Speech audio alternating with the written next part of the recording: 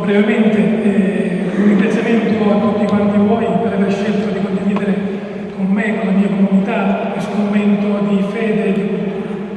Naturalmente non possiamo dimenticarci di ringraziare lui, il figlio dell'uomo, il Barnash, che mi ha accompagnato, devo dire, con calma, lentamente, senza spingere, a pellegrinarmi dentro e a conoscere in confidenza il piccolo pezzetto di Dio che mi vive.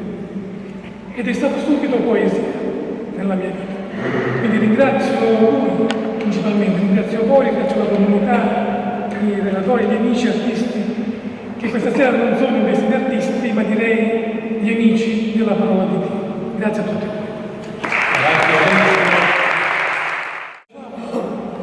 Gesù pigliò lo pane e pronunziata la benedizione lo ruppe e lo dese ai discepoli dicendo: pigliate e mangiate, questo è il lume corpo. Poi pigliò lo calice e dopo aver rinuto grazie lo dese ai discepoli dicendo: bevitene tutti, perché questo è il lume sangue dell'alleanza, versato per tanti in remissione dei peccati. Io vi dico che a cominciare di ora non vivo più di sto frutto della vita, fino al giorno che lo vivo di nuovo con l'auce dallo regno dello Padre mio.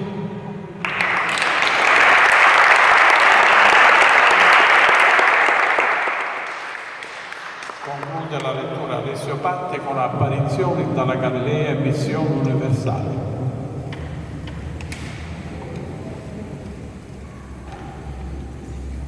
Gli 11 discepoli in domenica erano in Galilea, sopra i monti che Gesù aveva detto indicato.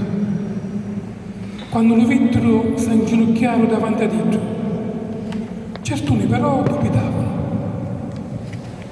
Gesù, avvicinandosi, disse a Dio: mi fu dato ogni potere dallo cielo e dalla terra. Iti dunque ad ammaestrare tutte le nazioni, battiandoli nell'uomo dello Padre e dello Figlio e dello Spirito Santo, segnando a Dio di praticare tutto quello che vai comandato. Ecco, io sogno con voi tutti i giorni, fino alla fine del mondo.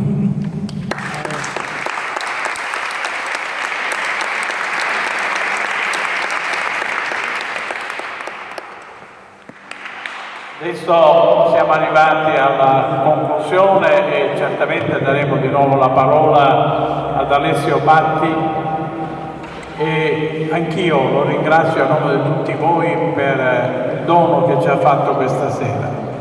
Non abbiamo assistito a uno spettacolo, ma abbiamo meditato, abbiamo ascoltato la parola di Dio e l'abbiamo gustata, se così si può dire, nel nostro idioma siciliano e credo che l'operazione sia riuscita. Se è così, rivolgiamo un applauso all'autore.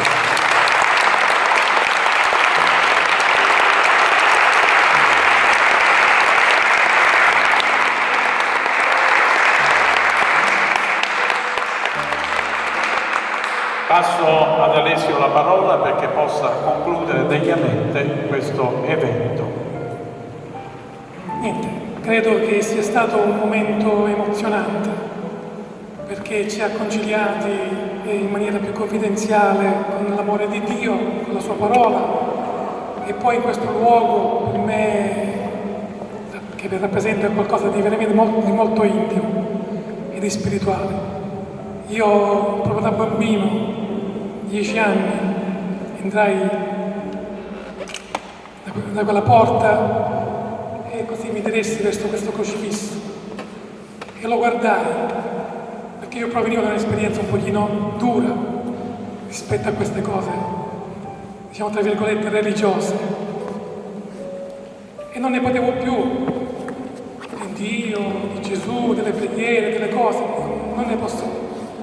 Poi sono trovato così a tu per tu, io da solo, con lui, e mi sono accorto che quest'uomo crocifisso è tanto simile tutti noi. È solo, è sofferente, è in croce, è muto.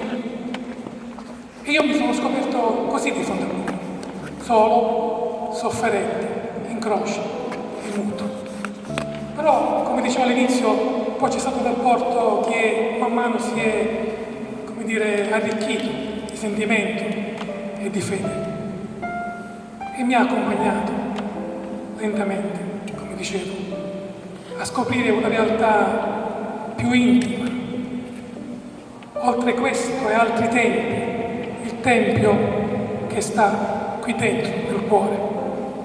E allora, grazie a Dio, grazie a voi, grazie a tutti gli amici, grazie a Padre Giuseppe che mi ha permesso di esprimere questa mia avventura.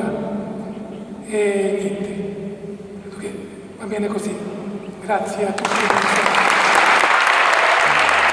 Allora, inviterei tutti coloro che hanno detto più musicisti a venire, facciamo una foto finale di gruppo.